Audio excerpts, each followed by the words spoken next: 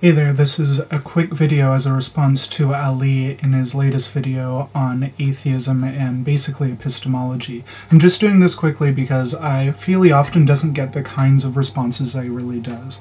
So I think, just two issues I want to bring up.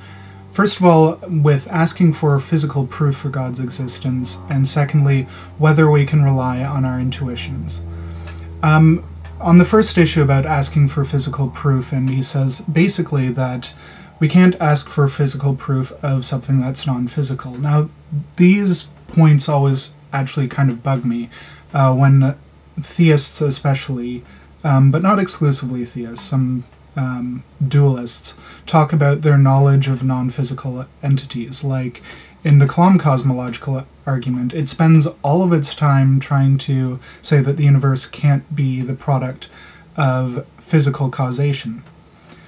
But then how much do we know about non-physical causation? Absolutely nothing. Or people argue that we have a soul because all physical things are determined, and yet we have libertarian free will, so we must not be physical entities.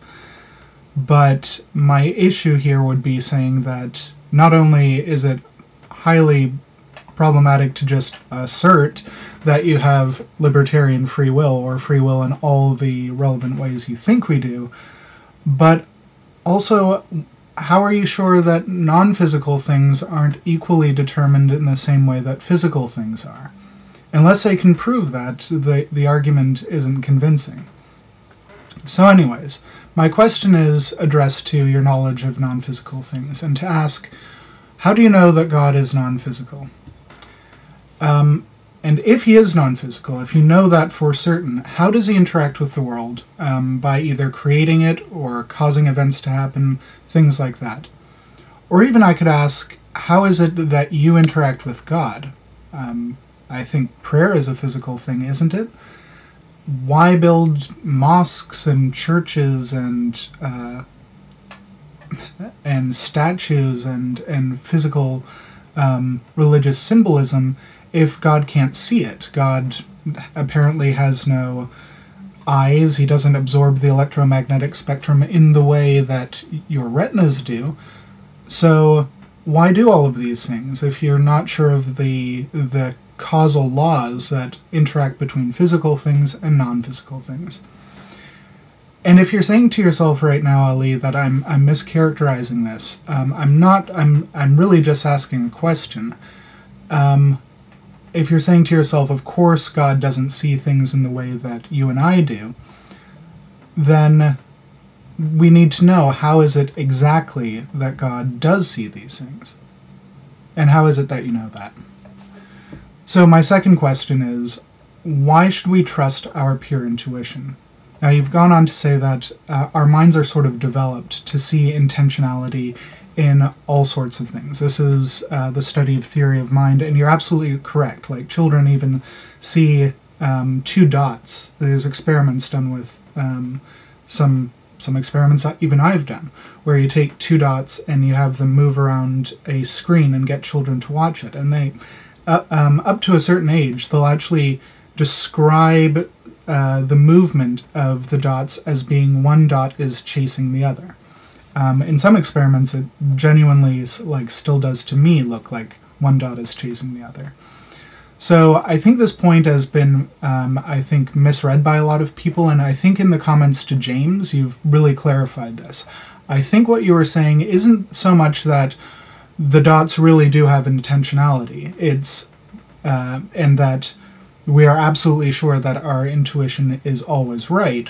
What it seems like you're saying is that, given that we have certain intuitions, that's just how our minds work, and we don't have really any way of escaping that. I do think there are actually ways of escaping that, or at least questioning it. One way, of course, would be to examine the physical evidence, like compare our intuitions of what we think is going to happen with what actually happens in the world. But of course we can't do that because you think that God is non-physical for reasons that have not yet been specified.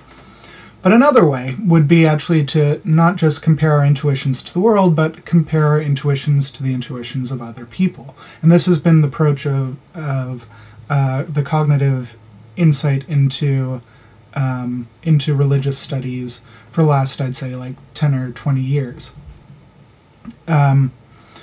If we compare that and we see that people's intuitions differ in some sort of radical way, to me that would give us enough reason, actually, to be skeptical of our own intuitions on the subject. I think religion is, like, definitely one of the places where we see there are many, many sects, many permutations, and radically, sometimes contradictory intuitions in the same person, let alone between other people. So to me, that indicates that we do have reasons to doubt our intuitions, especially on this issue. Now, you might be saying that the only thing that makes sense to me is that you'd be saying that your intuition is maybe more pure or more refined than maybe mine or maybe other people's. If so, why? And if you are right,